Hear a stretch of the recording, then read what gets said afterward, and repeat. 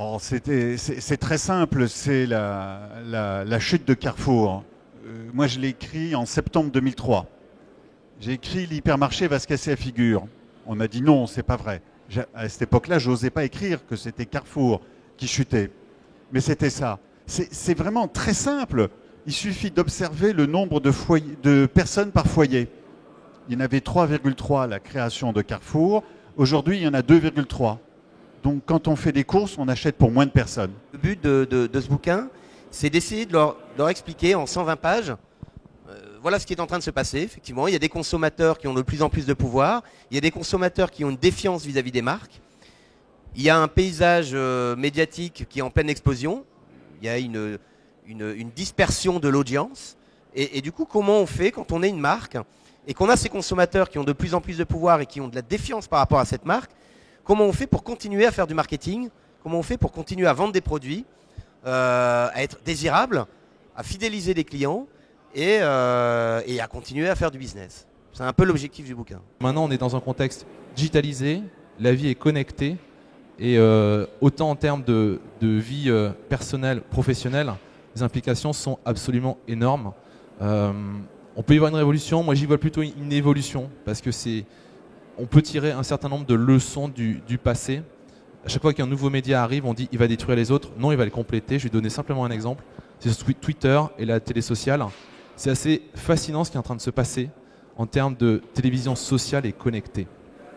C'est la question la plus importante à se poser avant de démarrer. C'est quel est notre projet de vie, quel est notre projet d'entreprise? Est-ce qu'on veut préparer notre retraite? Est-ce qu'on veut être les rois du monde? Est-ce qu'on veut faire le plus beau produit qui ait jamais existé? Quelle est vraiment cette ambition commune? S'il n'y a pas d'ambition commune, les deux vont cohabiter pendant 3 ou 4 ans. C'est le cas de Wozniak et de Jobs. Et ils s'aperçoivent au bout de 4 ans qu'ils n'ont pas le même projet de vie et un des deux quitte la maison commune. Pour arrêter un bad buzz, je dirais déjà qu'il faut l'anticiper avant. C'est-à-dire que un bad buzz, généralement, il vient pas tout seul. Un bad buzz, il y a des signes avant-coureurs qui existent sur Internet. On parle énormément sur les réseaux sociaux du retour sur investissement. Moi, ce que je prône aussi, c'est pas forcément ce qu'on va y gagner, c'est aussi le fait qu'est-ce qu'on perd si on n'y va pas. Et souvent, on se rend compte qu'il y a des marques qui se positionnent sur les médias sociaux en se disant je viens là, je perds de zéro. Or, c'est faux. Généralement, il y a des choses qui se disent sur elles sur Internet. Et ça, il faut le surveiller. L'idée, c'est que si vous dépensez tout votre budget en Google, en acquisition de mots-clés, puisque Google a une position hégémonique, si vous êtes rentable à 50 centimes du clic et que du jour au lendemain, Google décide de passer son clic à 70 centimes, vous avez 2 solutions. Soit vous dites non, et à ce moment-là, vous n'avez plus que les miettes, soit vous dites oui et vous reniez votre marge. Donc le but du jeu et mon propos, c'est absolument pas d'éteindre Google, mais c'est d'essayer d'avoir un mix pertinent des différents leviers.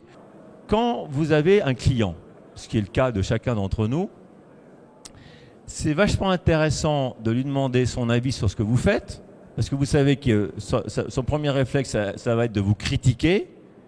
Et le jeu qu'il faut lui proposer de jouer après, c'est une critique constructive. Autrement dit, tu peux râler, mais trouve toi-même la solution à ta critique. Brice en parle sur la partie innovation, c'est sortir de sa zone de confort, aller voir ce que font les autres, comment ils le font, mais sur des choses qui n'ont rien à voir avec ce qu'on fait soi-même. Et c'est vraiment là qu'on peut puiser des idées et des pistes pour améliorer son propre marketing et sa façon de travailler, quoi. J'ai écrit ce livre pour permettre aux dirigeants, aux managers de changer leur regard. C'est-à-dire que beaucoup d'entreprises font l'erreur de penser que de plaquer des outils ou de plaquer des technologies va permettre de changer quelque chose. En fait, bien sûr, c'est une condition nécessaire, mais non suffisante, comme on dit en mathématiques. Et il est clair que si la direction d'entreprise, le dirigeant lui-même ne change pas son regard, eh bien l'entreprise ne va pas changer.